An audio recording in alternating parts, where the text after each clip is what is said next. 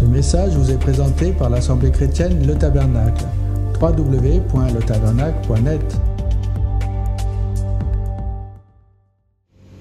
Nous allons continuer le message que nous avons commencé il y a 15 jours, dont le titre était « Être un chrétien ou être disciple de Christ ».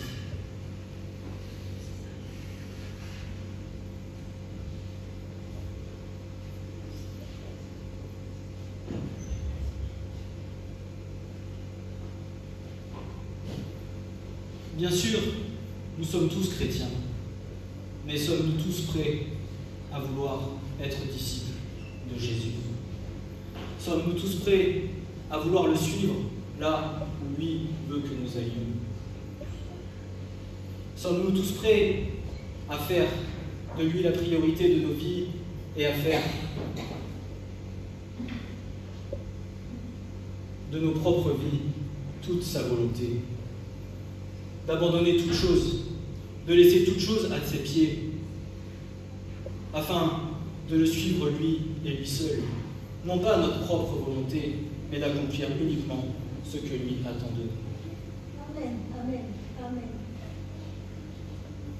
Sommes-nous prêts à tout déposer au pied de la croix, afin d'accomplir l'œuvre que lui attend de nous?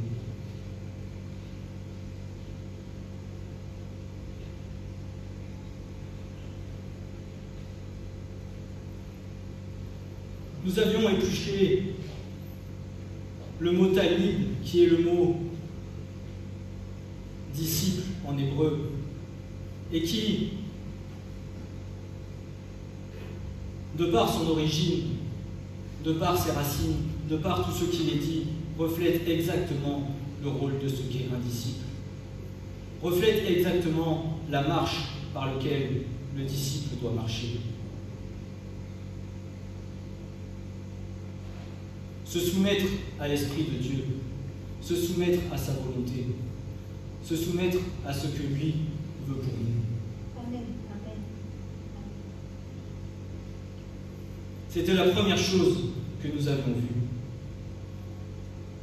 Nous avions vu aussi tout ce à quoi un disciple est appelé. Un disciple est appelé à enseigner, il est appelé à apprendre, il est appelé à exercer, il est appelé à donner de la science, à instruire, à recevoir l'instruction, à imiter, à dompter et à dresser. C'est-à-dire que le disciple de Christ n'est pas simplement là pour montrer tout ce qu'il a reçu et pour être capable de donner tout ce qu'il a donné, mais il est aussi là pour recevoir et pour être enseigné. Parce que jusqu'à la fin de nos vies, nous aurons besoin d'être enseignés. Amen, amen. Que ce soit par Dieu, que ce soit par les anciens, que ce soit par les bonnes personnes par lesquelles nous recevrons les enseignements. Et il y a justement un petit point que je n'ai pas précisé et que lorsque je continuais le message, j'ai eu sur mon cœur quand même d'appuyer sur cette chose. La semaine dernière, j'ai notamment parlé des anciens. Les anciens qui sont prompts à enseigner. Les anciens qui sont des exemples par leur marche dans la vie de l'Assemblée. Mais je veux préciser qu'un ancien n'est pas quelqu'un qui a 25 ans de marche avec le Seigneur. C'est pas parce que tu auras 25 ans, 30 ans ou 40 ans que tu seras un ancien. Amen, amen. Ce n'est pas le temps qui détermine ce que tu es. C'est ce que toi, tu es dans ta marche avec le Seigneur. Parce que beaucoup se disent, moi j'ai rencontré le Seigneur il y a 40 ans, il y a 25 ans, je suis un ancien dans l'Église. Tu es un ancien au niveau de l'âge. Mais comment marches-tu avec le Seigneur?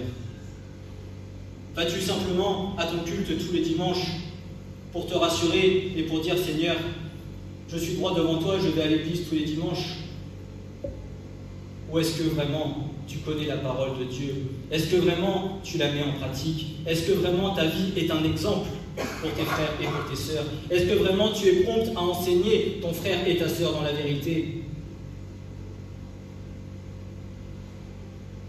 Voici ce qu'est un ancien. Et ce n'est pas moi qui le dis, et vous allez voir, il y a beaucoup de caractéristiques. Dans la lettre de Paul à Timothée, dans 1 Timothée, chapitre 3, versets 1 à 13. Et je préfère rappeler ces choses parce que bien souvent, beaucoup se disent anciens parce qu'ils ont de l'âge dans la foi. Mais ce n'est pas ce que la parole de Dieu déclare.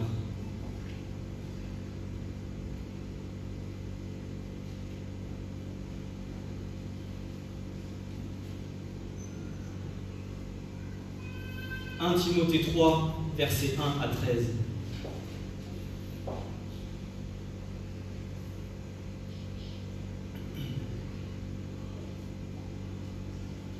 Cette parole est certaine que si quelqu'un aspire à la surveillance, il désire une œuvre bonne. Il faut donc que le surveillant, ou bien l'ancien, soit irrépréhensible.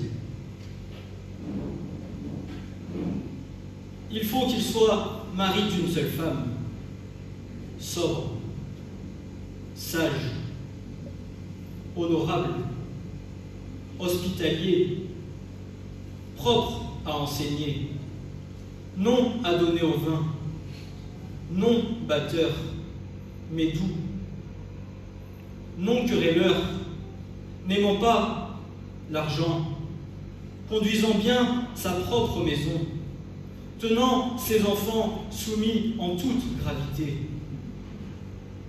Mais si quelqu'un ne sait pas conduire sa propre maison, comment prendra-t-il soin de l'assemblée de Dieu? Qu'il ne soit pas nouvellement converti, de peur qu'étant enflé d'orgueil, il ne tombe dans la faute du diable. Or, il faut aussi qu'il ait un bon témoignage de ceux du dehors, afin qu'il ne tombe pas dans l'opprobre et dans le piège du diable. Et je veux juste m'arrêter ici quelques instants quand il est dit un bon témoignage de ceux du dehors. Pourquoi de ceux du dehors?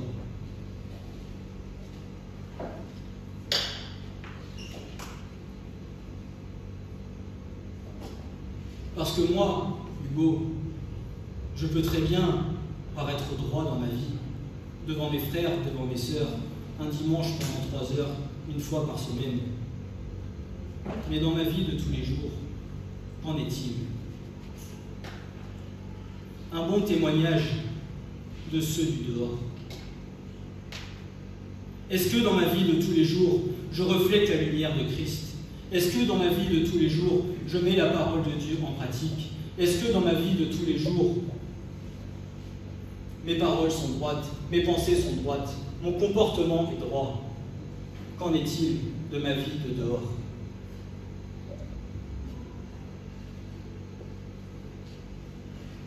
Ou est-ce qu'une fois que je suis sorti de l'église, je retourne à mes petites occupations et à faire mes petites choses du monde? Personne ne me voit. Le Seigneur me voit, mais personne ne me voit. Est-ce que je reflète la bonne odeur de Christ dans ma vie?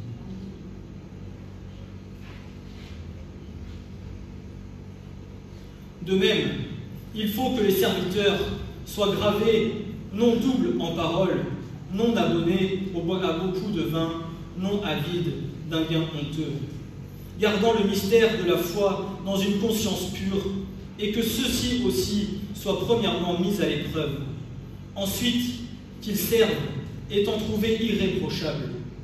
De même que les femmes soient graves, non médisantes, sobres, fidèles en toutes choses. Vous voyez, cela ne concerne pas que les hommes, cela concerne aussi les femmes.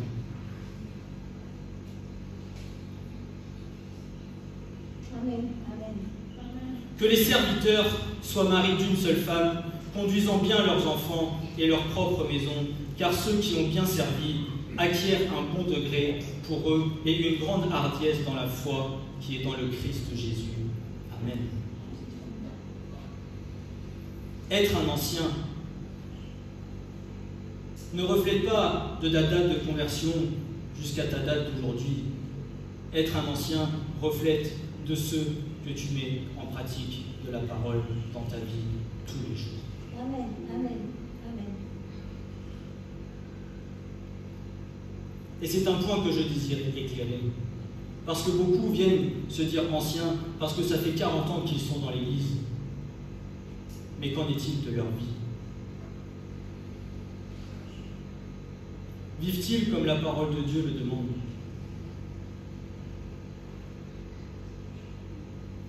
Ou vivent-ils comme des chrétiens religieux? Ainsi est toute la différence.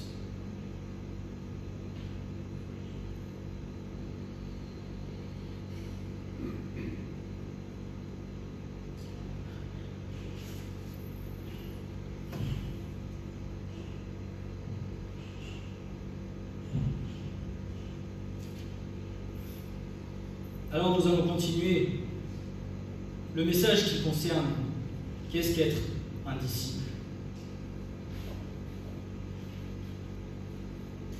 Être disciple de Christ ne dépend pas de tout ce que nous aurons acquis durant notre marche, mais au contraire dépendra de tout ce que nous aurons été capables d'abandonner. Amen. Être disciple de Christ ne dépendra pas de tout ce que tu auras acquis, mais dépendra de tout ce que tu auras été capable d'abandonner. Amen.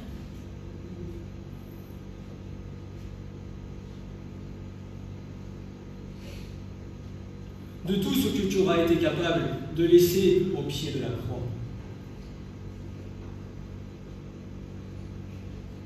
Quand je dis abandonner, il faut bien mesurer le poids des mots. C'est être capable que dans ton cœur, tout ce qui avait une place importante, tout ce qui pesait, toutes les choses de ta vie, tu sois capable de les déposer au pied de la croix et de dire Seigneur, je te l'abandonne, c'est toi qui gères. Amen. Amen. Je ne te dis pas de prendre tes enfants et de les abandonner sur le bord de la route. Mais est-ce que tes enfants, tu es capable de les remettre et de t'abandonner au Seigneur pour leur vie? Est-ce que quelles que soient les situations de ta vie que tu peux être en train de vivre, tu es capable de dire écoute Seigneur, toute chose, c'est toi qui gères, je te le dépose à la croix et je te fais confiance Seigneur. La foi, la confiance. Lorsque je reviendrai, est-ce que je trouverai la foi sur la terre? Ou est-ce que nous voulons gérer toute notre vie comme nous le désirons? C'est pour cela que la première lettre, le tabre, représente l'autel dans le tabernacle. La croix, l'endroit où nous aurons été capables de tout lui soumettre, lui confier, afin de lui dire « Seigneur, je m'abandonne à toi et je veux te suivre. » Seigneur, je te remets entre tes mains ma vie. C'est toi qui es maître de toutes choses. Je te la dépose à tes pieds, Seigneur, et c'est toi qui conduis tout. Amen. Ton argent, ta maison, ta famille, tes proches.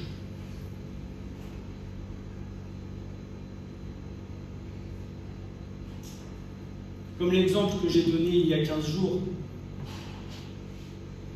Élisée n'a pas regardé, il a suivi Élie et il a tout abandonné. Il a tout sacrifié sur l'autel et il a suivi Élie pour aller servir l'Éternel.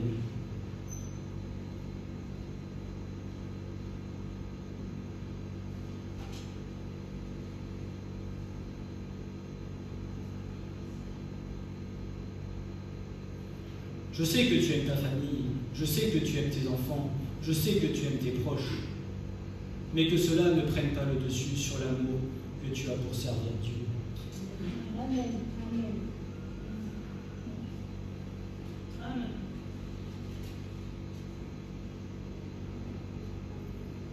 lui abandonner tes biens, lui abandonner ton travail, lui abandonner tes relations, tes proches ou tes moins proches? Est-ce que pour l'Éternel, tu es capable parfois? Parce que je vais vous dire, bien souvent, lorsque nous venons au Seigneur, nous avons beaucoup de positions à prendre. Et notamment, parfois, avec nos amis, avec nos proches, avec nos familles. Ça peut arriver que le Seigneur fasse le tri tout seul. Pour ma part, les amis, ça tombait bien, j'ai pas eu à le faire, j'en avais qu'une, c'était mon épouse. Au moins, c'était réglé. Il avait déjà fait le tri avant. Mais parfois, la famille, le poids que ça pèse, parce que nous avons un choix à faire. Oui, Seigneur, je veux te suivre.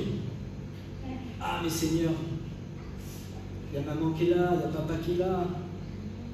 Toi, suis-moi, et va là où je veux que tu ailles.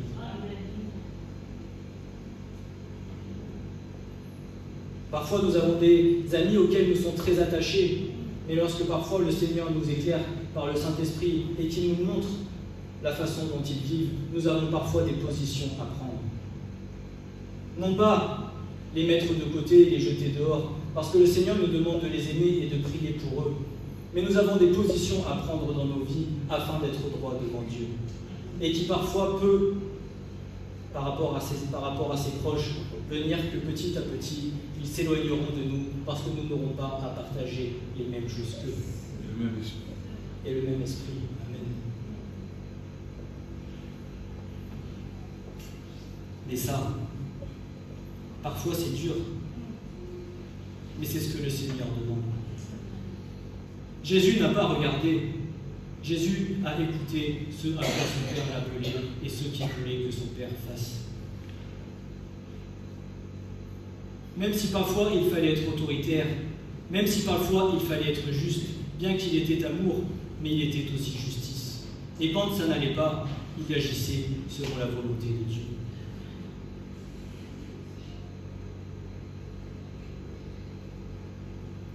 Mais est-ce que nous ne désirons pas vivre comme Christ vivait? Ne voulons-nous pas être le reflet de Christ? Mais ce n'est pas sur une partie de ce que Christ faisait, c'est sur la totalité que nous devons travailler dans nos vies, à être ce qu'il était.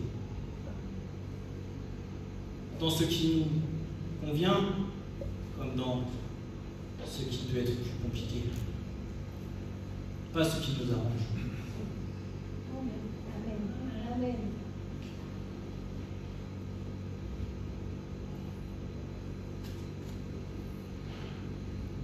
Et le psaume 33, versets 18 à 22 nous dit ceci. Voici, l'œil de l'Éternel est sur ceux qui le craignent, sur ceux qui s'attendent à sa bonté, pour délivrer leurs âmes de la mort et pour les conserver en vie durant la famine. Notre âme s'étend à l'Éternel, il est notre aide et notre bouclier. Car notre cœur se réjouira en lui, puisqu'en son saint nom, nous avons mis notre confiance. Que ta bonté, ô Éternel, soit sur nous, selon que nous nous sommes attendus à toi.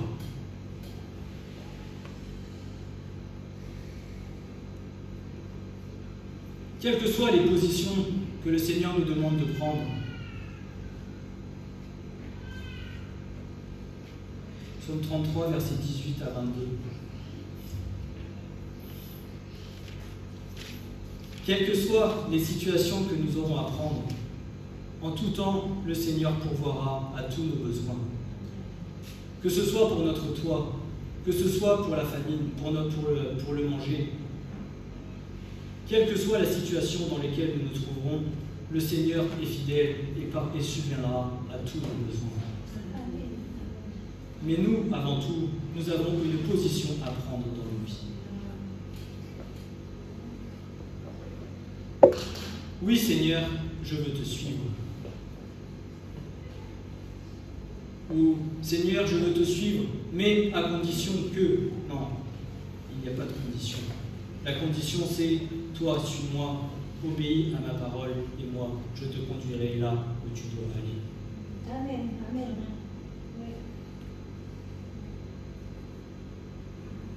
Et mes plans pour toi sont parfaits, et tout ce que j'ai pour toi est le meilleur pour ta vie. T'abandonner à Christ fera que ta foi grandira, parce que c'est dans ces moments que l'Esprit de Dieu agit et que tu pourras voir la grandeur de son amour à ton égard et la main puissante de Dieu agir sur ta vie. De plus, l'abandon à soi-même permettra une disposition de cœur bien meilleure pour recevoir tout l'enseignement de l'Esprit Saint afin de comprendre la vérité dans le véritable. Amen. T'abandonner à Christ, le laisser agir dans ta vie, avoir un cœur disposé à ce qu'il te parle, fera que tu pourras d'autant mieux te laisser travailler que lorsque nous voulons encore garder une partie de nous-mêmes à faire ce que nous désirons. Parce que sans nous abandonner totalement, nous fermons des portes à l'Esprit Saint pour qu'il puisse agir dans nos vies. Puisque nous voulons encore contrôler certaines choses. Alors que par l'abandon total, nous lui laissons toute la place afin que lui puisse venir nous transformer et faire son œuvre parfaite qu'il a le désir d'accomplir en chacun d'entre nous.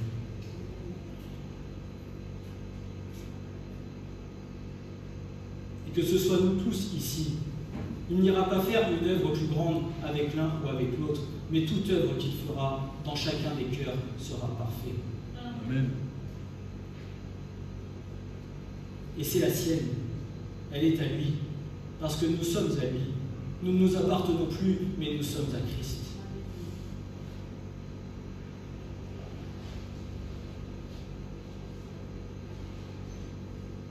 Alors écoutez ce que Jésus dit à ses disciples dans Matthieu 16, versets 24 à 27.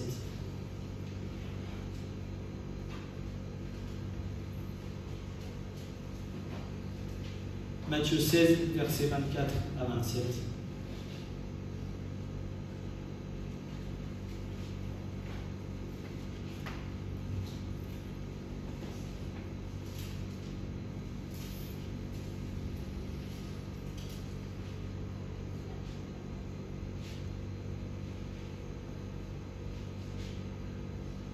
Alors Jésus dit à ses disciples, « Si quelqu'un veut venir après moi, » qu'est-ce qu'il dit? « Qu'il se renonce soi-même et qu'il prenne sa croix et me suive. Car quiconque voudra sauver sa vie la perdra. Et quiconque perdra sa vie pour l'amour de moi la trouvera. Amen. Amen. Car que profitera-t-il à un homme s'il gagne le monde entier et qu'il fasse la perte de son âme? Ou que donnera un homme en échange? En échange. En échange de son âme. Car le Fils de l'homme viendra dans la gloire de son Père avec ses anges, et alors il rendra à chacun selon sa conduite. Il rendra à chacun selon sa conduite.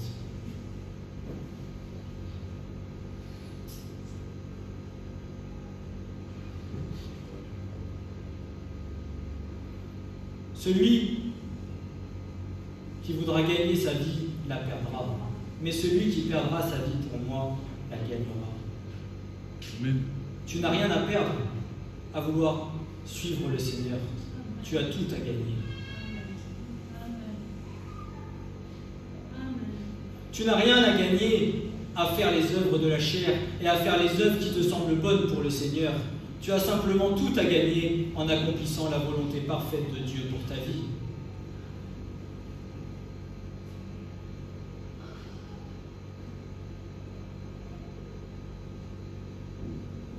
Les bonnes œuvres du chrétien. Souvenez-vous toujours de ce passage. J'ai fait ceci en ton nom, Seigneur. J'ai fait cela en ton nom, Seigneur. Mais moi, je ne te connais pas. Le Seigneur connaît ceux qui ont marché auprès de lui et ceux qui ont accompli sa volonté dans l'abandon total de leur vie.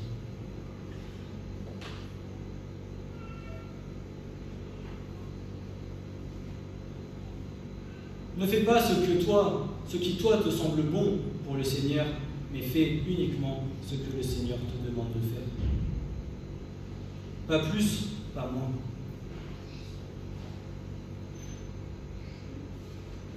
Ce qui est juste et droit.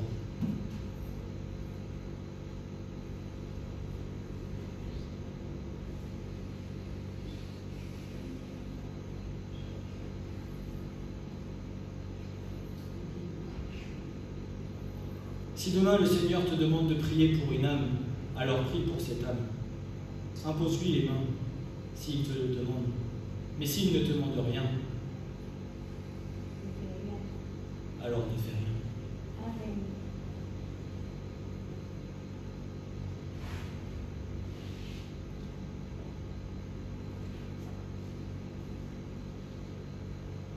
Et c'est pour cela que le Seigneur nous demande d'être sensibles à l'Esprit de Dieu,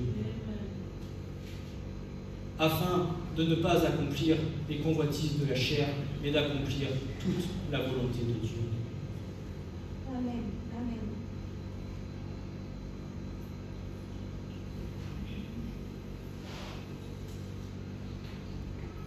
La croix de Christ est en partie un symbole de la souffrance, de la honte, de la mort et de la résurrection, du ridicule, du rejet et du reniement de soi-même.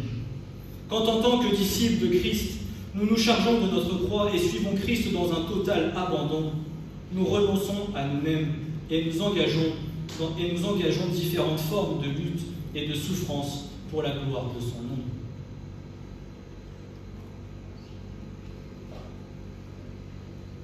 Il y a des souffrances que nous allons vivre dans notre vie de tous les jours, mais il y a aussi des souffrances que nous allons vivre proprement de l'intérieur. Je ne suis pas en train de dire, et je le précise, qu'appartenir à Christ n'est que des souffrances. C'est bien sûr de la joie, c'est bien sûr de l'amour, c'est bien sûr de la paix, mais pour lui appartenir, il y a un prix à payer. Tel que lui a payé le prix à la croix, nous avons un prix à payer sur la terre.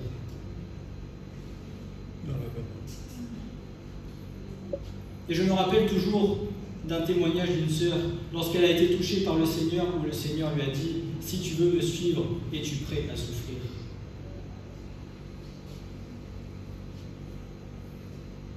Et lorsque le Seigneur te dit ça, alors que fais-tu?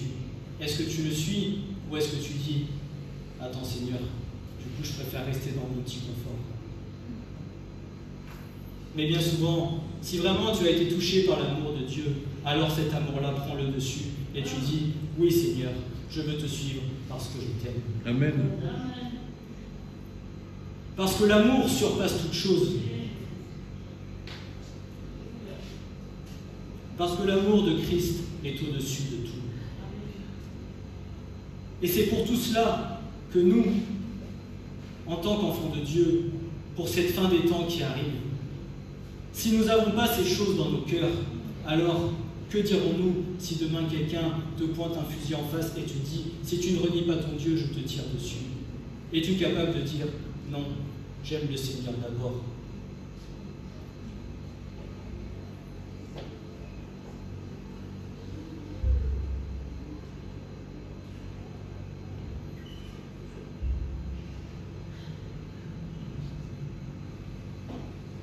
Premièrement, nous souffrons dans une lutte contre le péché tout au long de notre vie en crucifiant la chair et nos désirs coupables. 1 Pierre 4, versets 1 et 2. Paul dira ceci: Christ, donc, ayant souffert pour nous tous dans la chair, vous aussi, armez-vous de cette même pensée, que celui qui a souffert dans la chair s'est reposé du péché, pour ne plus vivre le reste de son temps dans la chair, mais pour les convoitises des hommes, mais pour la volonté de Dieu. Le Seigneur n'attend plus que nous vivions selon les convoitises de la chair et selon les choses de ce monde. Le Seigneur attend de nous que nous vivions par l'Esprit et que nous vivions des choses d'en haut. Amen. Que nous soyons nourris des choses d'en haut, Amen. pas des choses d'en bas. Parce que notre nourriture première, elle est spirituelle. Amen. Elle est dans la parole, elle est dans l'esprit. Elle n'est pas par les choses de ce monde. Oui, nous sommes dans ce monde, mais nous ne sommes pas du monde.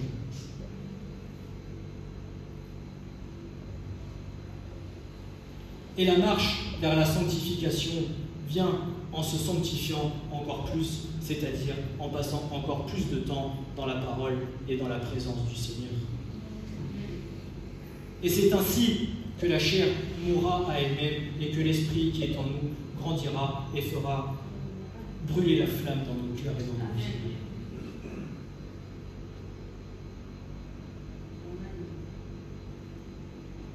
Deuxièmement, nous souffrons dans notre lutte contre Satan et les puissances des ténèbres en participant à l'expansion du royaume de Dieu. Nous subissons à la fois l'hostilité de l'adversaire et son armée de démons et la persécution qui a sa source dans notre opposition contre les faux docteurs qui déforment le vrai évangile de Christ. Amen. Et Paul dira aux Galates, chapitre 1, versets 6 à 10. « Je m'étonne de ce que vous passez si promptement, de celui qui vous a appelé par la grâce de Christ à un évangile différent qui n'en est pas un autre. Mais il y a des gens qui vous troublent et qui veulent pervertir l'évangile du Christ. Mais quand nous-mêmes, ou quand un ange venu du ciel vous évangéliserait outre ce que nous avons évangélisé, qu'il soit anathème. Comme nous l'avons déjà dit maintenant, aussi je le dis encore, si quelqu'un vous évangélise outre ce que vous avez reçu, qu'il soit anathème. Car maintenant, est-ce que je m'applique à satisfaire des hommes ou Dieu? Ou est-ce que je cherche à complaire à des hommes? Si je complaisais encore à des hommes, je ne serais pas esclave de Christ. » Amen. Et on en revient à ce que je disais tout à l'heure. Un ancien, 35 ans dans une église, et qui n'a jamais une Bible avec lui, et qui depuis 35 ans n'a jamais ouvert sa parole, et n'est pas capable de vivre un seul verset de la parole. Croyez-vous qu'il est vraiment enfant de Dieu?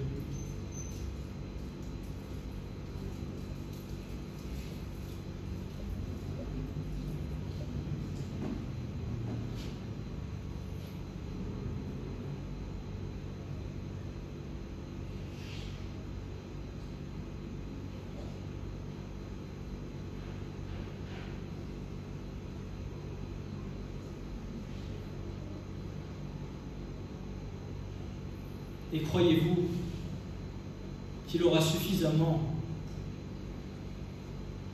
de connaissances par l'Esprit pour pouvoir sonder tout ce qui est annoncé?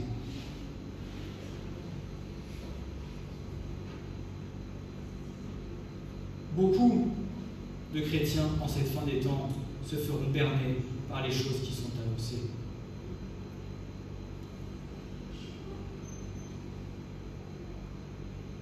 Que ceux qui se sanctifient encore plus.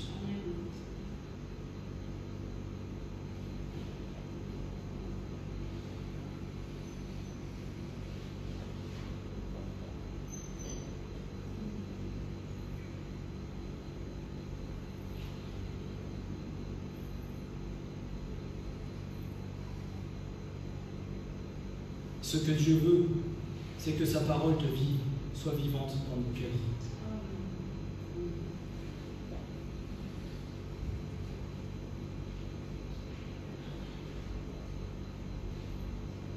Si parfois tu ne crois pas connaître beaucoup de choses de la parole, laisse-moi te dire que le moment viendra où si jamais un verset doit venir de ton cœur, alors l'Esprit Saint te le rappellera au moment donné, et alors tu seras capable de venir proclamer la parole de Dieu. Et peut-être même parfois, 3 heures plus tard, tu te diras, c'est quoi déjà ce verset? Tu seras peut-être incapable de le donner. Mais parce que tu auras la parole de Dieu déposée dans ton cœur, au moment opportun, l'Esprit Saint te mettra la bonne parole dans ta bouche. Mais pour cela, nous avons besoin de se nourrir. Amen. Amen.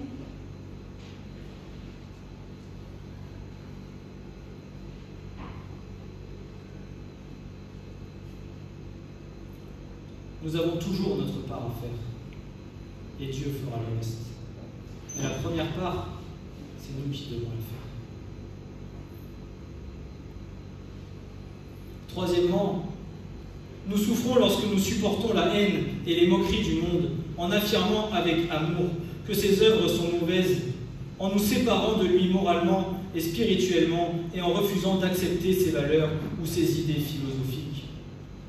Paul dira dans 1 Corinthiens 1, versets 21 à 31,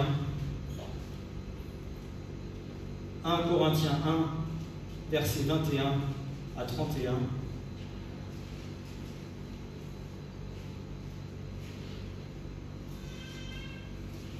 car puisque dans la sagesse de Dieu, le monde, par la sagesse, n'a pas connu Dieu, il a plu à Dieu, par la folie de la prédication, de sauver ceux qui croient.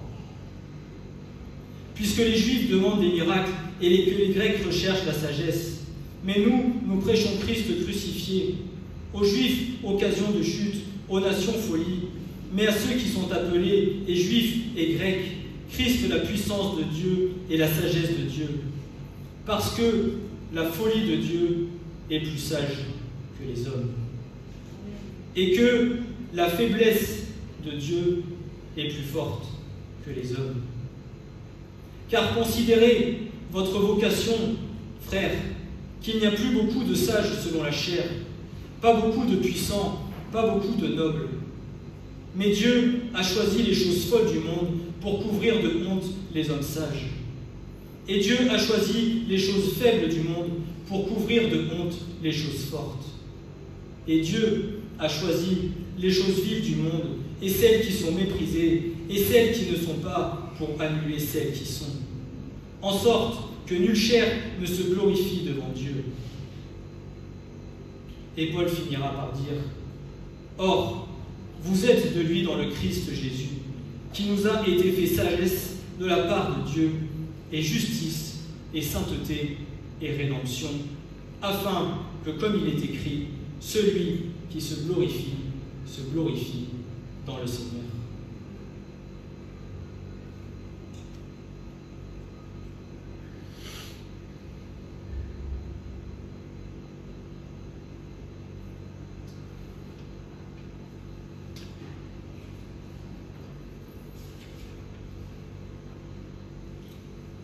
Et il continue en disant, non, pardon, j'avais fini la semaine dernière en vous disant que nous étudierons un passage de Luc. Ce passage, nous allons le prendre, c'est Luc 5, versets 1 à 11. Où nous allons voir toute la marche d'un disciple. Nous allons voir comment apprendre, comment comprendre, comment reconnaître, comment changer, comment renoncer et comment suivre le Seigneur.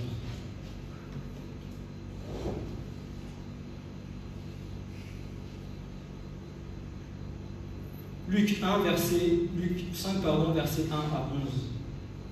Or, il arrivera, comme la foule se jetait sur lui pour entendre la parole de Dieu, qu'il se tenait sur le bord du lac de Génézareth. Et il vit deux nacelles qui étaient au bord du lac. Or, les pêcheurs en étaient descendus et lavaient leurs filets. Et montant dans l'une des nacelles qui était à Siméon, il le pria de s'éloigner un peu de terre. Et, s'étant rassis, il enseignait les foules de dessus la nacelle. Et quand il eut cessé de parler, il dit à Simon, mène en pleine eau et lâchez vos filets pour la pêche. Et Simon répondant lui dit, Maître, nous avons travaillé toute la nuit et nous n'avons rien pris. Mais sur ta parole, je lâcherai le filet. Et ayant fait cela, ils enfermèrent une grande quantité de poissons et leurs filets se rompaient. Et ils firent signe à leurs compagnons qui étaient dans l'autre nacelle de venir les aider. Et ils vinrent et remplirent les deux nacelles, de sorte qu'elles enfonçaient.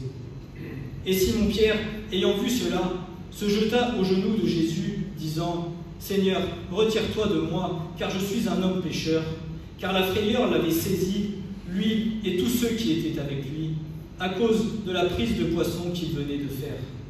De même que Jacques et Jean aussi, fils de Zébédée, qui étaient associés de Simon.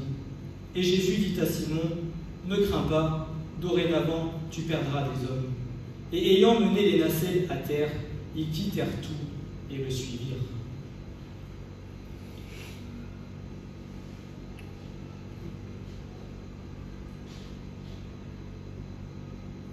La première chose que nous avons à faire, c'est d'apprendre ce que le Seigneur a à nous enseigner. Et croyez-moi, même jusqu'à notre dernier souffle, nous aurons encore à apprendre. Parce que nous ne connaissons qu'en partie et il ne nous sera révélé qu'en partie. Mais lorsque nous reviendrons auprès de Dieu, alors tout nous sera révélé. Alors ne viens jamais dire, moi, je n'ai pas besoin d'être enseigné, moi, je connais tout. Comme je le dis souvent, plus tu apprends, plus tu connais, et moins tu sais. Amen. C'est vrai.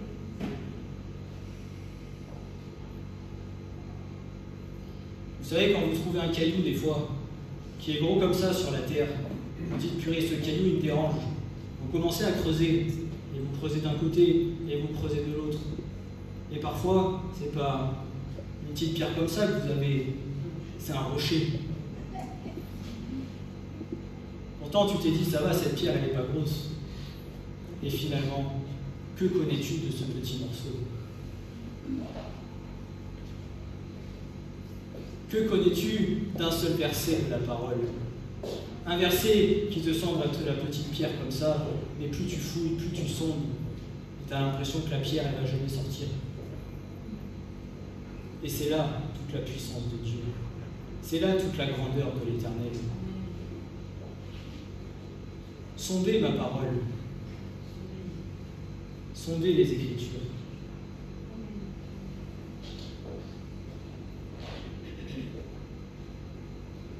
Mais ce désir de sonder doit se déposer dans nos cœurs.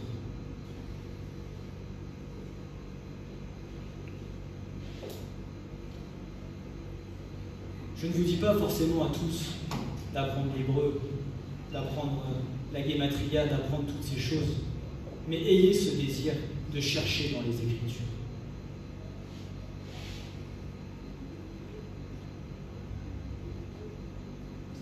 Même parfois, juste en allant chercher un seul mot en hébreu,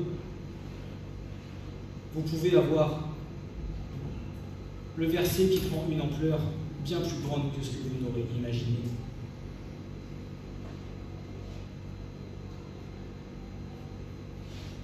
Mais il est important de se laisser enseigner. Il est important de chercher. Il est important d'apprendre.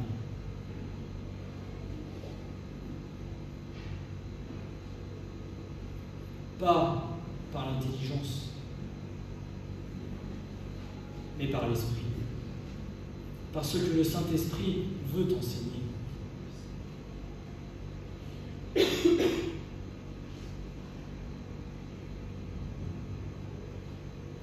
Parce que remplir notre matière grise, c'est bien, ça sert, mais après, si dans notre vie, nous n'avons aucun reflet de ce que nous avons été enseignés, alors à quoi bon?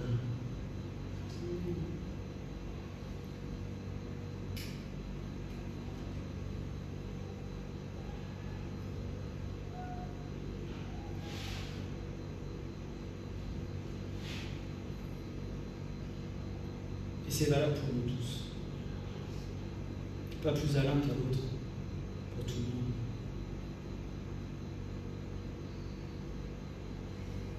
Si nous voulons être disciples de Christ, une des premières choses que nous devons accepter, c'est qu'il nous instruise. Certains ont une attitude supérieure, ils disent « personne ne peut rien apprendre ».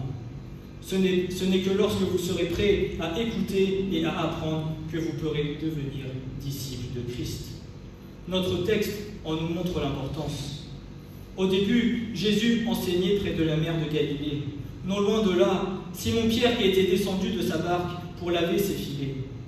Ses associés et lui avaient pêché toute la nuit et pour seule récompense des muscles endoloris et des filets sales.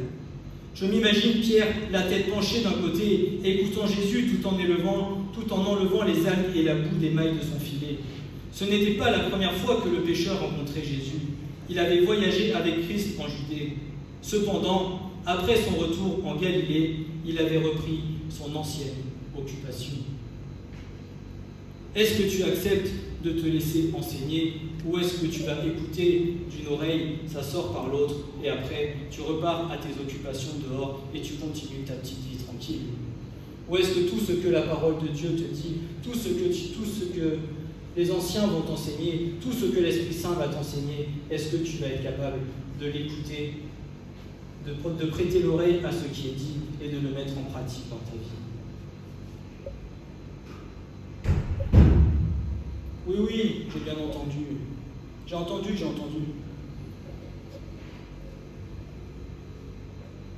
En fait, t'as rien entendu.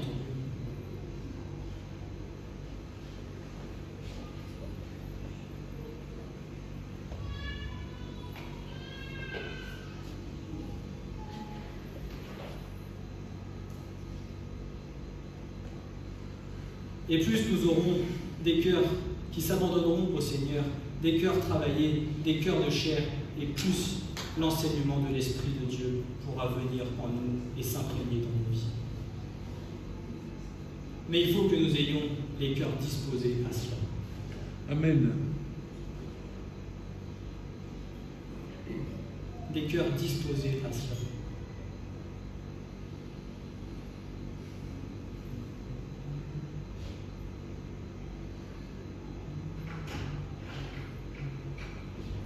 Et l'enseignement peut venir de n'importe où. Il peut venir autant de la prédication, comme il peut venir des écritures que vous allez sonder chez vous, comme parfois il peut venir de la louange, qu'importe, à tout moment l'Esprit de Dieu enseigne.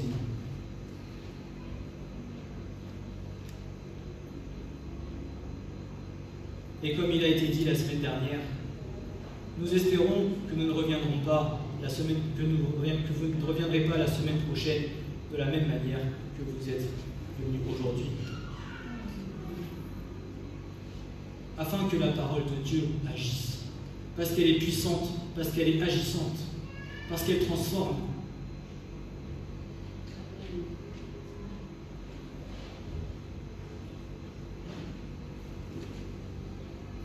À mesure que Jésus prêchait, la foule devenait de plus en plus nombreuse. Ses auditeurs attentifs pressaient Jésus, l'obligeant à s'approcher toujours plus du lac, jusqu'à ce que l'eau lui mouille les sandales. Il se dirigea vers la barque de Pierre, y monta et demanda aux pêcheurs de s'éloigner un peu de la terre. Dans la proue, Jésus continua son discours. D'après vous, que faisait Pierre assis dans la barque? Il écoutait. Qu'est-ce qu'il écoutait? Le texte que Jésus prêchait, la parole de Dieu. Vous ne pouvez pas être un disciple du Seigneur sans étudier la parole. Jésus dit, « Prenez mon joug sur vous et apprenez de moi, car je suis débonnaire et humble de cœur, et vous trouverez le repos de vos âmes. » Matthieu 11, verset 29. Certaines personnes prétendent être des disciples tout en ignorant la parole de Dieu année après année. Mais pour être un disciple de Christ, il est nécessaire d'étudier sérieusement ces vérités qui se trouvent dans la parole écrite afin d'en comprendre toute la quintessence pour marcher droit dans la vérité. Amen. Amen. Parce que vous savez, beaucoup de serviteurs de Dieu aujourd'hui tordent la parole. Un petit mot qui change et ça change tout le verset.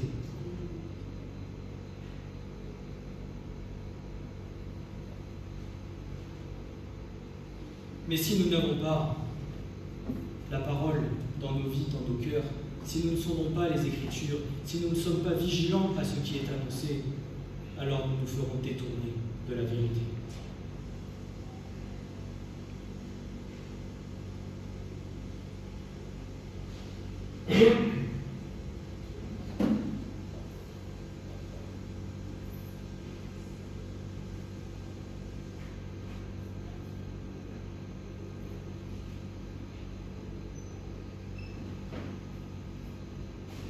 Le deuxième point, c'est de comprendre. Comprendre.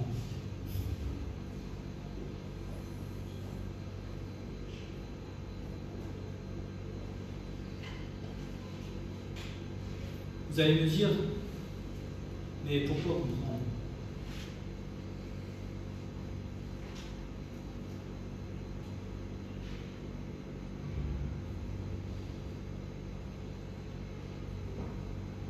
Vous savez, parfois, avec Dieu, il n'y a rien à comprendre.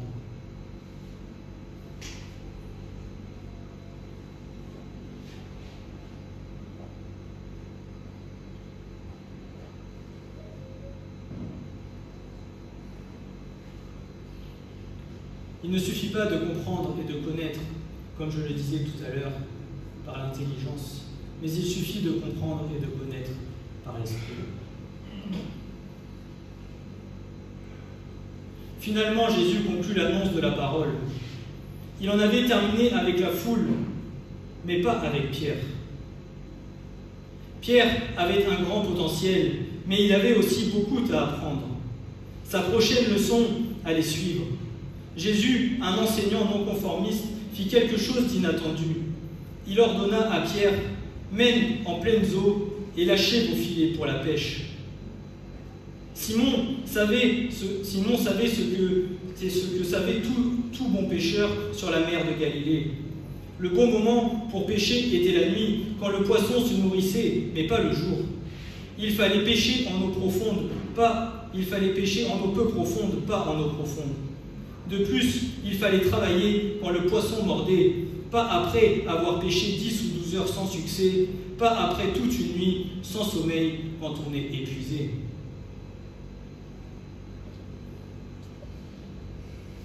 Si demain le Seigneur te dit de faire quelque chose qui est contraire à ce que toi tu sais,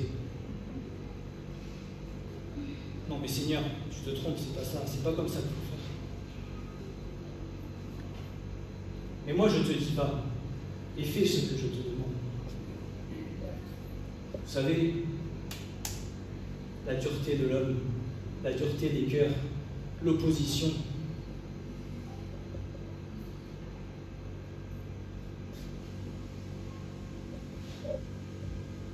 C'est comme si moi demain le Seigneur me disait « Non mais avec 10 tonnes de raisin, Hugo, tu vas faire 1000 hectos. » Non mais Seigneur, c'est pas possible.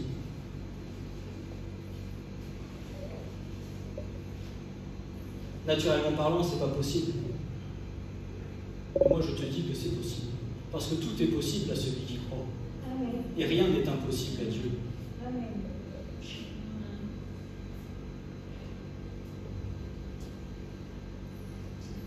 Alors est-ce que si demain le Saint-Esprit te parle et te demande de faire quelque chose qui est complètement contraire aux choses de ce monde, est-ce que tu auras suffisamment la foi pour le faire?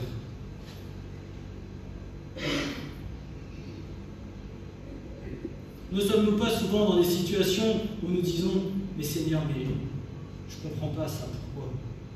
Arrête de comprendre, arrête de chercher à comprendre. Suis-moi. Arrête de me poser des questions, arrête de chercher. Suis-moi. Amen. Je vois tous vos visages, ça me fait sourire.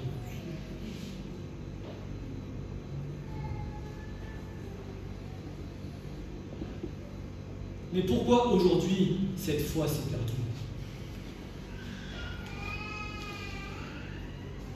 C'est cette foi-là que le Seigneur attend, la foi de l'impossible. L'abandon total en lui, la soumission totale en lui.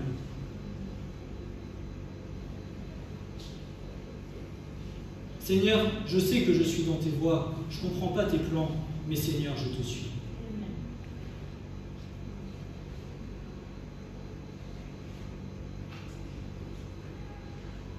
Essayons d'ôter le pourquoi de nos cœurs, de nos pensées. Essayons d'arrêter de chercher à comprendre, mais avançons par la foi.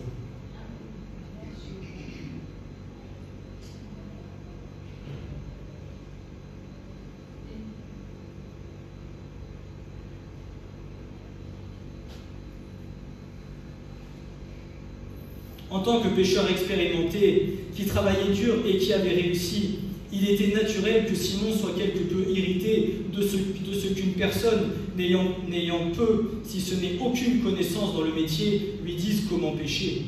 La réponse de Pierre reflète peut-être ce sentiment. « Maître, nous avons travaillé toute la nuit et nous n'avons rien pris. » La contestation de l'homme. « Mais, maître, toute la nuit, tu vois bien, il s'est passé ça, ça, ça. Nous n'avons pris aucun poisson. Pourquoi est-ce que maintenant, toi, tu nous dis d'y aller et nous pourrions avoir du poisson dans le filet, Seigneur ?» La persévérance. Vous savez, des fois, on essaye, une fois, deux fois. Et si le Seigneur te dit, vas-y. Non mais Seigneur, ça fait 2 fois que j'essaye. C'est bon, je vais pas recommencer si c'est pour... ça ne marche pas. Et si la 3e est la bonne?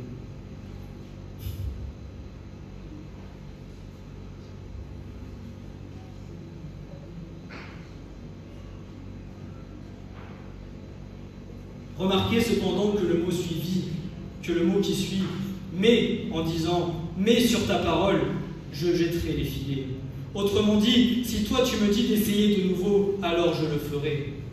Même si cela va à l'encontre de tout ce que j'ai appris en plus de 10 ans de métier, alors Seigneur, je ferai ce que tu me dis.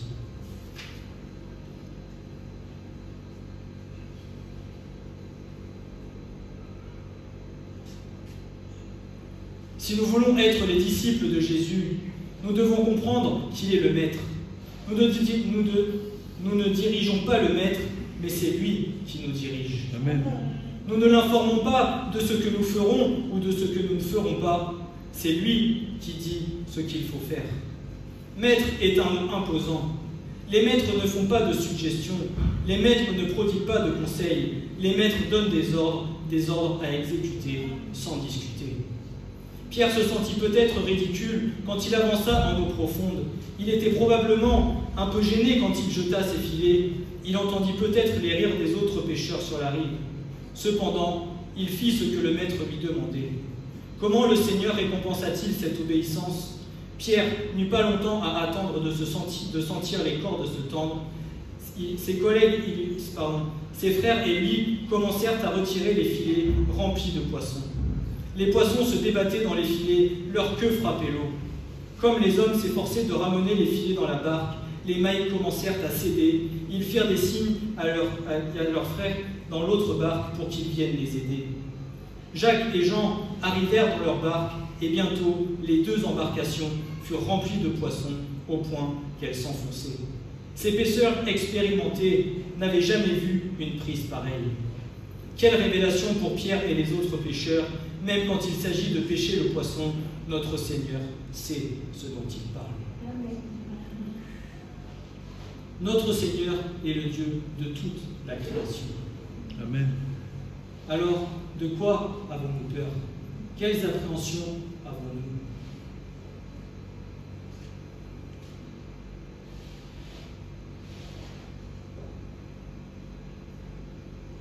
Mais la base, c'est d'être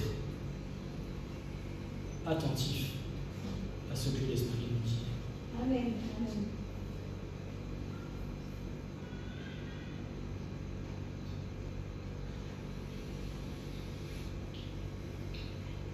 Alors répondons comme Pierre.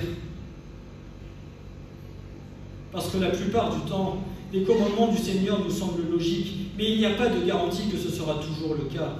La question n'est pas « est-ce que cela me paraît raisonnable ?» mais plutôt « est-ce que Christ me demande de le faire ?» Je ferai ce que tu demandes. Si nous obéissons, nous nous apercevrons finalement que la manière de faire du Seigneur est la meilleure. Si nous voulons être disciples de Jésus, nous devons être convaincus qu'il est le maître de tout et nous devons agir selon cette conviction de foi.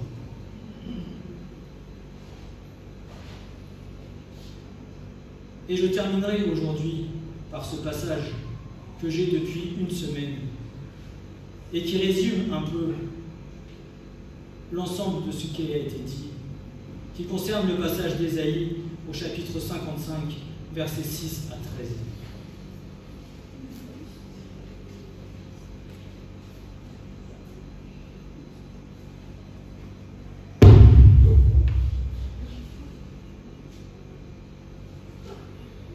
Ésaïe 55, versets 6 à 13. Cherchez l'Éternel tandis qu'on le trouve. Invoquez-le pendant qu'il est proche. Que le méchant abandonne sa voie et l'homme inique ses pensées. Qu'il retourne à l'Éternel et il aura compassion de lui et à notre Dieu, car il pardonne abondamment. Car mes pensées ne sont pas vos pensées, et vos voix ne sont pas mes voix, dit l'Éternel. Car comme les cieux sont élevés au-dessus de la terre, ainsi mes voix sont élevées au-dessus de vos voix, et mes pensées au-dessus de vos pensées. Car comme la pluie et la neige descendent des cieux, et n'y retournent pas, mais arrosent la terre et la font produire, et germer et donner de la semence au semeur, et du pain à celui qui mange, ainsi sera ma parole qui sort de ma bouche. Elle ne reviendra pas à moi sans effet, mais fera ce qui est mon plaisir et accomplira ce pourquoi je l'ai envoyé. Car vous sortirez avec joie et vous serez conduits en paix. Les montagnes et les collines éclateront devant vous en chant de triomphe et tous les arbres des champs battront des mains. Au lieu de l'épine croîtra le cyprès, au lieu de l'ortie croîtra le myrte, et ce sera pour l'Éternel un nom, un signe à toujours qui ne sera pas retranché. Amen. Amen.